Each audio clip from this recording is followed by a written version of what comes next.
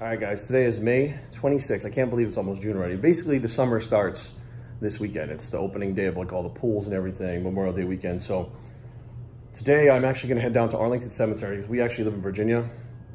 There's a lot of stuff that goes on down here, monuments-wise and stuff like that. So today they're having the Rose Festival. It's called like Roses for Veterans or something like that.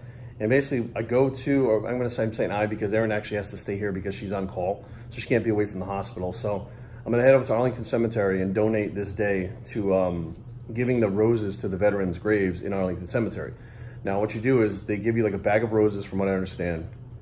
You take the roses, they assign you an area. You go to that area and each grave you walk up to, you say the veteran's name out loud, then you put the flower on the grave. And the reason that they do this is many of those people that have been buried in Arlington Cemetery have been there a long time, like decades. So their family, they may not even have any family like left that even understands that they're there, like generations that have gone by that don't even understand they're there. So this may be the only time of year anybody ever visits the graves. And by speaking the names out loud, it allows you to, oh, here comes the wife now.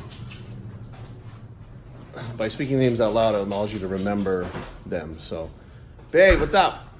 Hi, sorry You're barging with it. It looks like you're going camping with all your shit. So this is what happens when she goes to, when she's on call. If she goes to the gym, she has to bring. I look like a pack mule. So you have like your cooler, your gym thing, your cooler for your food. Spin around, there's something stuck to your bag. Gym bag. I have all my food. I have all my packed clothes. I have my phone. In case you wind up getting stuck at the hospital for. That's like, and this, if she goes to the supermarket, she has to bring that shit. Like last night we went out to eat with Bobby and Tanya and she brought all that shit with her in case she gets called. She would leave from the restaurant immediately and go to the hospital and I would Uber home because Bobby probably wouldn't give me a ride home because he's a jerk. I valeted my car. Let me tell you, I would never do that in the past. I would never go to a nice dinner. I would never valet my car. Because you're too worried about getting called in, so. Because there's so much call that I've given up. If I die, I die. Oh my God. All right, I gotta get out of here. Bubba, you gonna behave? You behave, Bubba? Be a good boy. Good boy. There are big storms later. Don't say I didn't tell you like you did on Instagram Live.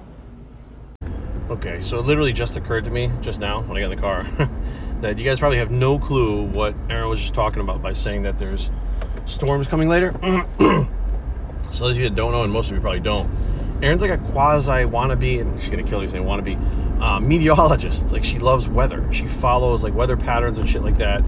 She follows earthquakes around the world. It's kind of like a hobby of hers. So if there's gonna be a storm, whether it be snow or fucking rain, or if it's just gonna be sunny, inevitably at some point during the day I'm gonna get a text with a map, like a screenshot of the actual map, showing like the colors of the storms, where they are, what type of intensity they are, with some kind of text like, hey babe, be aware there's storms coming our way. Like that's kind of her thing. And I grew up in New England where snowstorms are fucking no big deal. Rain is really not a big deal. Here in DC, when it rains, people flip their shit. Like, oh my God, it's raining now. They lose their shit. So like when I get the things, I'm like, oh, she's telling me there's a storm, but realistically, it's because she stresses out when it rains and stuff. She doesn't like to drive in the rain and shit like that. But that's what that was all about when she was like, oh, there's storms coming. Don't say it and warn you. Like, that's what she does. She's really big into weathers. So the metro is complete chaos today, and here people don't know how to fucking drive. Look how they park. They put all this room between. They park on the line and shit. And this is like a regular thing. There's about fucking 30 spots in this fucking place. The whole thing is full. And they park right on the fucking line so cars don't fit in there. Happens, fucking ridiculous. People just don't know how to drive. I'm surprised people even have fucking licenses that live here. That's how bad it is. Look, spot after spot, people just parking like fucking assholes. It doesn't make any sense. Like your ass knows, oh, there's a spot here, somebody just pulled out. Like your ass knows you parked like an asshole. You know you're on the line and somebody can't get in there. What the fuck? Put your shit the right way. It's not that fucking hard. If you can't put your shit the right way, you shouldn't be fucking driving.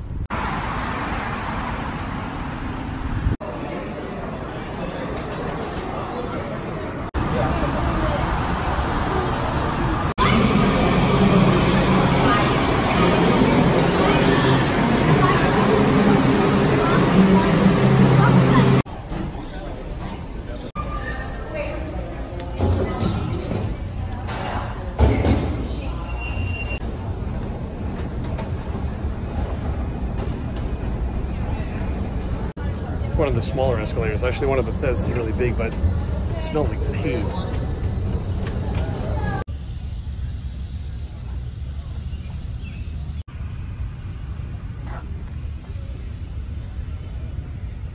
I've been to Arlington Cemetery one time. It was years ago with my parents. When my mom and dad visited, they wanted to see it here. They wanted to see the Eternal Flame, which is JFK's grave. It's just a heavy feeling when you get here, overall. Here to the left, if I can zoom in, out there you see those people. They're putting the flowers on the graves. So over here, I think we gotta go to get the flowers. And all these graves, all around, have to be taken care of.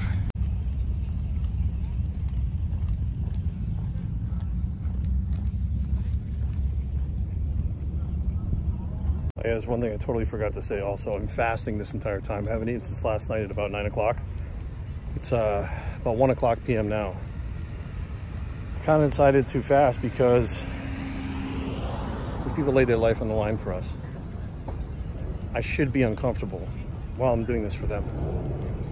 It's just my way, you know?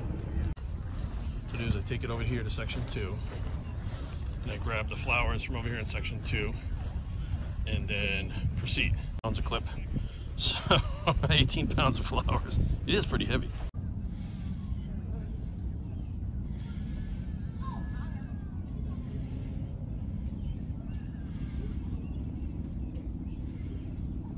I just trekked up this fucking hill.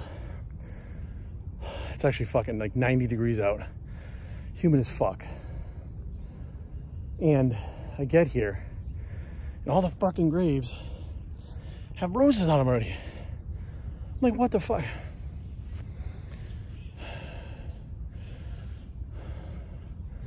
So I don't know, I'm supposed to go get like another fucking thing. I already had this thing assigned to me, so I think somebody else screwed up, put them in the wrong place, but I guess we're just gonna go and we're gonna put another rose down. I don't All right, so we found a whole bunch of non-flowered, so we're gonna start here. Roger C. Hujic. Felix Frank Flates.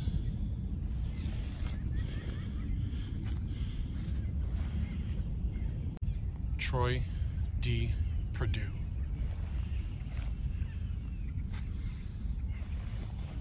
Our last tomb get eaten alive by bugs out here like crazy. And now I know why the thing weighed 18 pounds. It's got a bucket full of water in it. Our last flower of the day. All these are taken care of. I did all these, all those, all that, all that. This last one is John Hayward Francis. Born 1914, passed 1978, World War II, Sergeant U.S. Army. Thank you for your service, John Hayward Francis.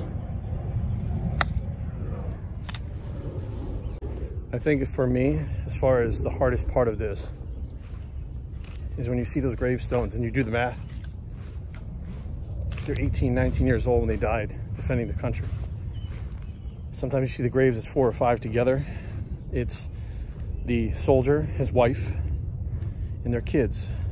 And the hardest part for me is when I see the headstone that's stamped infant, and there's no age on it, meaning they either died at birth or immediately after they were born. And to see that grave with the other ones, to think that there was a life out there, and I know this happens every day, I get it, but today's a time of reflection for fallen soldiers' families. But to think that that little baby never even had a chance, didn't even have a chance to, shit, try a Pop-Tart and Oreo, play in the sun, sandbox, see the beach. It's a little tough to swallow sometimes.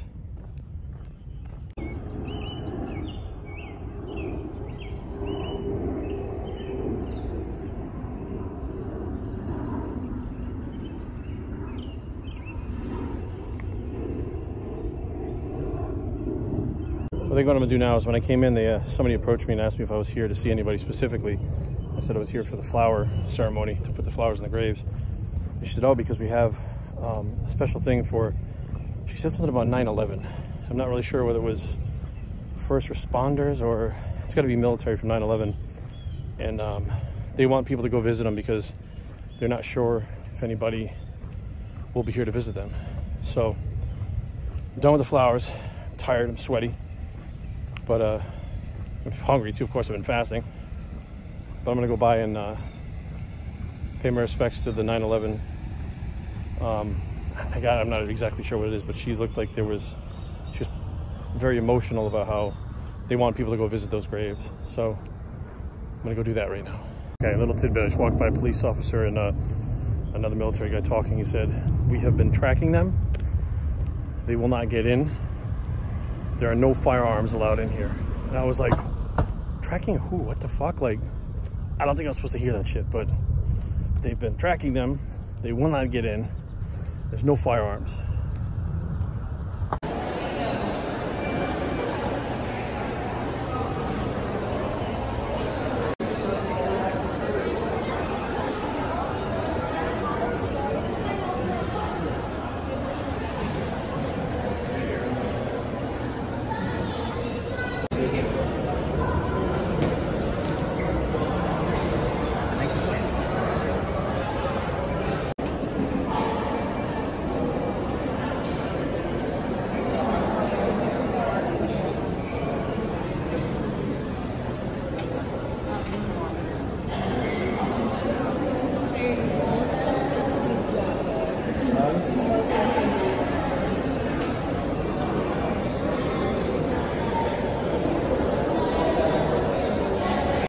So the trip is done. I'm back home, tired. I never actually found the 9/11 thing.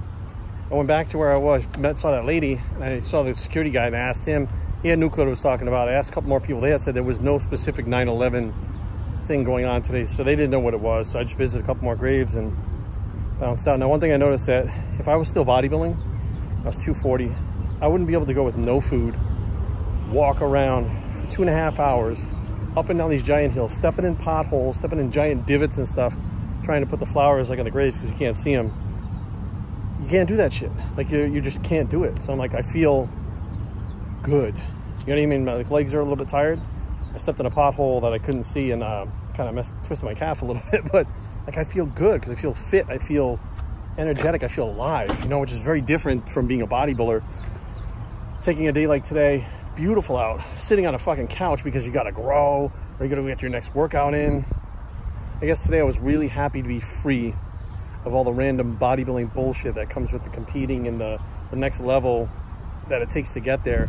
I was able to actually just live today, which is a fucking win in my book. So it's time to go grab Elevation Burger. We're going to break the fast. It's about 3 o'clock with Elevation Burger, my cheat day. And we're going to continue from there. So hopefully you guys had a great Memorial Day weekend. You have one more day tomorrow on Monday. That'll, you know, be the big day. It's Memorial Day. So if you guys are out there, just be safe, you know, do your thing. Please don't drink and drive. You guys know how drinking and driving affected my life. And I didn't drink and drive. My cousin was killed in a drunk driving accident. You guys know that story. But please be safe. Enjoy your holiday. And get ready because the summer has just begun. And now we break the fast and the cheat day commences. 3 burgers, all the same way, fries, thing of cookies, and that's how we roll today.